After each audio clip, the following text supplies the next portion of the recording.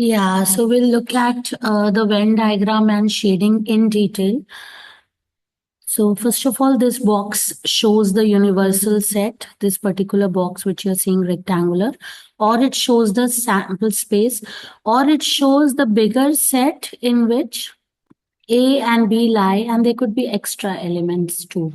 So this is called the universal set or sample space, the rectangular box which you're seeing. You have two sets here, which is A and B. Now I'm going to start with very basic so that you understand. First of all, if I say set A, clear set A is A, so here we have A. If we say A complement means everything but A. I will shade everything outside A. Meaning of A complement is everything but A or everything outside A. So first thing which you need to understand and keep in mind in shading Venn diagram is very basic things, shading A and then A complement. So you understand A and A complement really well. So this is A complement. Now I'm going to repeat the same with B, and you can do with me mentally. Set B inside the universal set, which is rectangle. And B complement means everything but B. That means everything outside B will get shaded. First thing is understanding what this rectangle means, which is sample space. Second thing is understanding that the circles which you see are nothing but set of elements. Third thing is understanding what is A complement, B complement. Now we are going slightly further. I'm going to just quickly show you the shading of these regions. And you can just mentally try to do it with me. So this is A union B. That means all of A and all of B. A united with B, it means A union B. And then we have A union B complement, which means everything outside this region. So when I'm doing that, it will be everything outside A union B, because you can see A union B is in bracket. You take everything outside A union B. So this is my shading, and you can shade using a pencil neatly. For me, some edges are smudged inside, but while shading, you do it very, very carefully. Next, I'm going to show you A intersection B. A intersection B means the common region between A and B. So this is the common region between A and B. When I apply the complement on that, it will be everything but this particular region. This is the region outside A intersection B, which you can carefully shade using a pencil. So for now, you must have understood what sample space means, what set A would mean, what set A B would mean, what is A complement, what is B complement. If you have A union B, then what is A union B, which is united all of A and B. A union B complement means everything outside A union B because of this bracket. A intersection B means only the common part, and A intersection B complement is outside this common part because of this complement which we are applying here.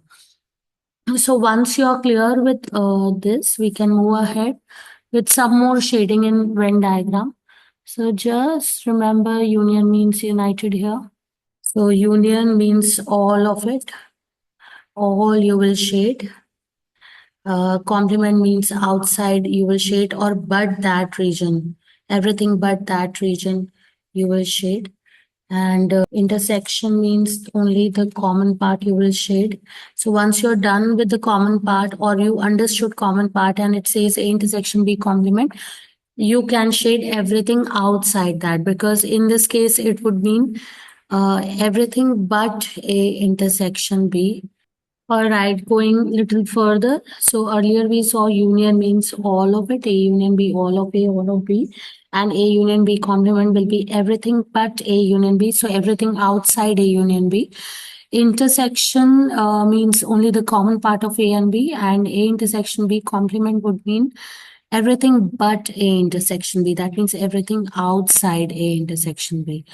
Now I'm going to bring in some more types, and the first one in that type will be A complement union B. A union B complement. Let's see what happens in these scenarios. Third one will be A complement intersection B or A intersection B complement. We'll see these four scenarios and see what happens. Let's start with the first one. You have union. You need not bother a lot because union means you have to anyway take all of it, all of what is written there. So just focus on shading A complement and then shading B. A complement will be everything outside A, as I taught you in this video only above. So A complement is everything outside A, and then I shade all of B. So basically, the whole thing here gets shaded, leaving the tiny part which is only A. So let's do this one. In this case also, we don't have to worry much, just shade all of A. So this is all of A. And then shade all of B complement, which is everything outside B. So only part which will be left unshaded will be only B part. Now next one is A complement intersection B. So here we have to be slightly more careful because it's intersection, so overlap in common. In case of union, it is all of it, so we can just start shading all of it. So if I would like to show you this step by step, first thing, let's remember what was A complement. So if I have to redraw this in steps, it will look like this. This is first circle is A, second is B. So this is A complement. And if I draw even B in my next step, just you can always draw this way step by step in your exam on the rough page or blank page which you get in your exam paper. If you're unsure or when you are checking your work before submission in the exam. So next one is B. So if I carefully look at the overlap of these two steps, this is A complement, which is everything outside A, first step, and second one is B, which is all of B, which is this circle. Now I will check in these two where the overlap is happening, because intersection means the common area or the overlap. So I will only focus on the overlap part. In these two diagrams, the overlap is happening in only B part, which is common in both. So I will shade that. And this will be my final answer for A complement intersection B. That means I looked at common region between A complement and B. So step by step approach, as I said, sometimes can be useful. So I have drawn A complement here. And here I have drawn B. And then I looked at the common or overlap. For the next one, I'm not drawing. I'm going to directly do it. But if you are confused, you can use this method of drawing it.